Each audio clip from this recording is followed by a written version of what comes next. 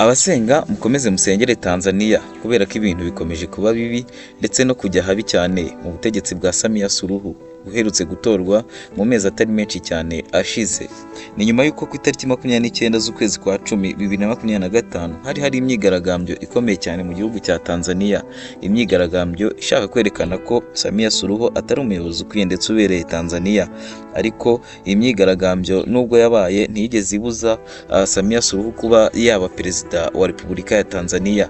Ibyo rero ntago byatuje kubera ko nubwo abigaragambyaga babashyizeho ubwoba ndetse bakabasha kubahosha bagaparika imyigaragambyo, ariko bari batagitinze undi munsi wo ku itariki 9 z'ukwa 12 mu mwaka wa 2025 uko bavugaga ko ari cyo gihe cyiza Tanzania izaba iri kwizihiza independence, akaba aribwo bazasubukura imyigaragambyo yabo bakaba bagaragaza ikibazo cyabo ndetse bakaba bakuraho ubuyobozi buriho bwa Samia Suluhu.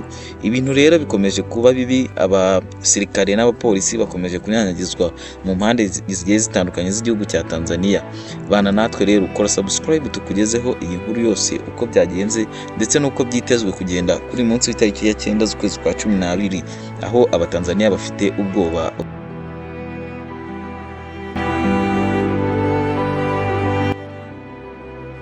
Ikiwa hayo ni maandamano yasiyo na ukomo, maandamano ambayo ni makubwa kuliko yale ambayo watu walichoma mali za watu, walichoma vituo vya mafuta, walichoma majengo ya serikali, wamechoma vituo vya polisi, yale yaliyosababisha watu wakafa. Sasa hayo tunayoambiwa ni makubwa zaidi ya hayo.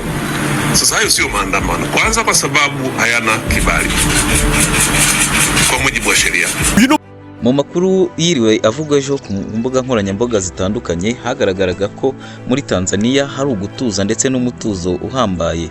Nta muntu watambukaga, nta muntu wavugaga, nta muntu wigeze agera ku mbuga nkoranyambaga, ndetse abantu wasangaga ko bafite ubwoba barimo bahaha ibintu bigiye bitandukanye bashobora kwifashisha kuri uyu munsi ndetse n'indi minsi yose iri imbere imyigaragambyo ishobora kumaraho.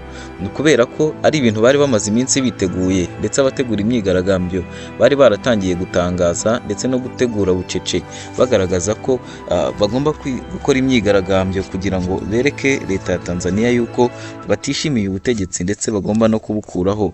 Aba baturage rero ba Tanzania bari biteguye kandi barimo bagaragaza ko ibintu bishobora gusiga ingaruka zikomeye ndetse bishobora no kuba byagira byinshi byangiza. Niko gutangira kugenda bahaha ibintu bigiye bitandukanye ashobora kwifashisha muri ibi bihe bimeze nk'aho ari lockdown, abantu bafungiye mu ngo. Si ibyo gusa, kubera ko ejo abasirikare n'abapolisi biriwe banyanyagizwa mu bice bigiye bitandukanye bya Tanzania. Si karitsiye runaka cyangwa se umujyi runaka, ahubwo ni igihugu cyose, kubera ko bari biteguye ko hari ikintu kibi gishobora kubaho kuri iyi myigaragambyo. Ndetse abigaragambya bo ntibahemaga kuvuga ko bazakora imyigaragambyo idasanzwe itarigeze ibaho ku isi, ndetse bavuga ko bashobora no kuzagenda bakaba bagera ku muyobozi nyirizina Perezida Samia Suluhu, ndetse bakavuga ko ikizaba cyose bagomba kuzakora imyigaragambyo kugeza bamukuyeho, ndetse bakaba batora guverinoma bo bishakira ndetse bishimira. Amatangazo menshi agiye atandukanye yagiye atangwa ku munsi w'ejo. Nka polisi y'igihugu yatangaje ko abantu bashaka kwigaragambya bafatwa nk'aho ari abanzi b'igihugu ndetse bashaka guhungabanya umutekano w'igihugu. Ku bw'ibyo rero bazamererwa nabi cyane, ndetse akavuga ko atari abatanzania ahubwo ari abantu bashobora kuba baravuye mu bihugu bigiye bitandukanye kuko babona nimero zo hanze gusa, ndetse n'izindi zo mu gihugu, yaba izo hanze zandikira abo mu gihugu babereka ko imyigaragambyo igomba kujya mbere. Nyamara abangaba ubuyobozi bwa polisi bugatangaza ko umuntu wese uzahirahira ajya kubikora, ndetse n'udutsiko dushobora kuzagaragara tuzamererwa nabi cyane. Ibi biba bivuze ko mu gihe cyose batangaje aya magambo niyo bakurasa nta ribi, kubera ko baba bagufata nk'umwanzi w'igihugu. Haba hari ibisobanuro ku mahanga n'ibyo batangaza kubera ko ari ibintu biba byatangajwe. Bavuga ko rero nta groupe runaka cyangwa se abantu runaka bigeze begera ubuyobozi ngo bake icyemezo icyemezo cyangwa icyangombwa kibemerera kwigaragambya ku buryo bashobora no gucungirwa umutekano. Ibi byose byagiye biba mu bwihishwa ndetse no mu buryo butazwi, ariyo mpamvu umuntu wese uzafatwa azamererwa nabi ndetse agafungwa cyangwa akaba yanaraswa bitewe n'uko yitwaye muri icyo gikorwa. Ibi ngibi byakomeje gusakazwa mu mpande n'impande, kandi polisi itangaza ko yaba ku mbuga nkoranyambaga abaturage bakwiye kuzirinda ndetse no kuzikoresha ku munsi w'ejo, kubera ko iyo myigaragambyo birashoboka ko umuntu ashobora gukurikira imbuga nkoranyambaga akabona abandi bigaragambya, akaba yavuga ati reka ngende nanjye natereranye bagenzi banjye, nyamara ugasanga yishize mu byago. Niyo mpamvu rero leta ya Tanzania na polisi muri rusange byakomeje kuburira abaturage kwirinda kujya kuri social medias, ndetse babuza aba influencer kugira icyo bagaragaza ndetse no gutangaza ku kijyanye n'imyigaragambyo kuri uyu munsi w'itariki ya 9 z'ukwezi kwa 12. Ndetse si ibyo gusa, bavuze ko no ku magroupe ya WhatsApp abadimini bagiye batandukanye bagomba kwirinda kuba bagira umuntu wese wagira ubutumwa bugaragaza kugumura abaturage no kugaragaza gutangaza iyo myigaragambyo ko bagomba kumutangaza, kubera ko arimo agerageza kugumura abaturage.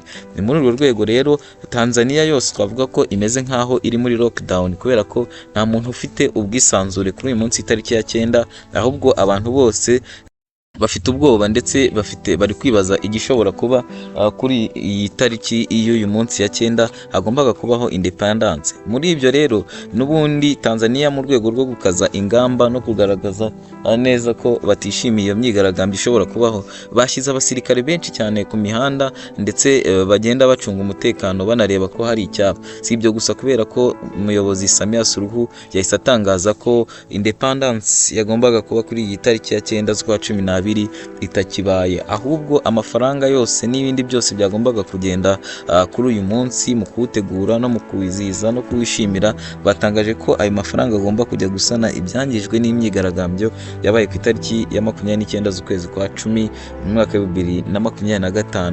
Nyamara ntabwo twabifata nkaho ari icyo ngicyo, kubera ko nta kintu cyasimbura kwizihiza independence igihugu cyaboneye ubwigenge, ahubwo twavuga ko ari ubwoba no gutinya ko hari ikintu kibi gishobora kuba, ndetse abantu bashobora kuba over excited bakaba bajya mu byishimo bihambaye ndetse bakaba bakwishima bikabije, ariko muri ibyo byishimo hakagira abazamukiramo ugasanga bakoze amarorerwa n'ibintu bitari byitezwe, bitari byiteguye kuba. Ariyo mpamvu bagomba gukumira icyo ari cyo cyose, igishoboka cyose cyatuma umuntu yigaragambya cyangwa babona abigaragambya babona room bakwinjiriramo kugira ngo batangize imyigaragambyo. Niyo mpamvu abantu bose, aba bafite inshuti, yaba bafite abavandimwe muri Tanzania, mubabaze mumve barabwira ko igihugu kimeze nkaho kiri mu icuraburindi, ndetse igihugu cyagiye muri lockdown. Nka yaguma mu rugo yabaye muri COVID-19 mu Rwanda, aho wasangaga umuntu asohoka kubera impamvu runaka. No muri Tanzania niyo mpamvu bavuze ngo umuntu ufite impamvu runaka yihariye, uwo niwe urasohoka akaba yajya hanze. No kuvuga nk'umugore ugiye kubyara, umuntu urwaye urembye ushaka kujya kwa muganga, n'izindi mpamvu nyine ziba zifatika, yaba akazi kahagaritse, guhaha birahagarara, yaba n'ibindi bintu nyine runaka biri aho by'ibanze, byose byahagaze. Uyu munsi n'ubundi wari konji, ariko n'ubundi ntago bivuze ko abantu bakagombye kuba bafungiwe muri iyi lockdown, ahubwo nuko bafite icyo bari kwikanga n'ubwoba bafite muri rusange. Mu by'ukuri turakomeza kugenda tubashakira amakuru agezweho muri Tanzania, uko ibintu byifashe, yaba uyu munsi ndetse n'indi minsi yose izakurikiraho. Tuzajya tubagezaho update zigiye zitandukanye. Wowe icyo usabwa ni gukora subscribe, tukajya tubana nkakugezaho update, nkakugezaho amakuru agezweho, yaba mu karere, hanze y'u Rwanda ndetse no mu Rwanda muri rusange. Ibyo byose rero ntago twabana utakoze subscribe ngo tujye tubana kugira ngo nkugezeho ibi biganiro ndetse n'ibindi byegeranyo tugenda tubagezaho kuri Don't Speak TV. Komeza ubane natwe, udushyigikire, ukomeze kutwubaka no kuduha like, ukomeze kudusharinga kuri bagenzi bawe n'abandi bantu bagiye batandukanye, kubera ko amakuru tuvugira aha ngaha nta handi wayasanga uretse kuri Don't Speak TV. Ndabashimiye cyane, muri abantu b'agaciro, muri abantu bakomeye, muri abantu twishimira kubana namwe. Murabona subscribers baracyari hasi, ariko wowe ukoze subscribe kuri iki kiganiro twazamuka kandi ndetse twagerana kure.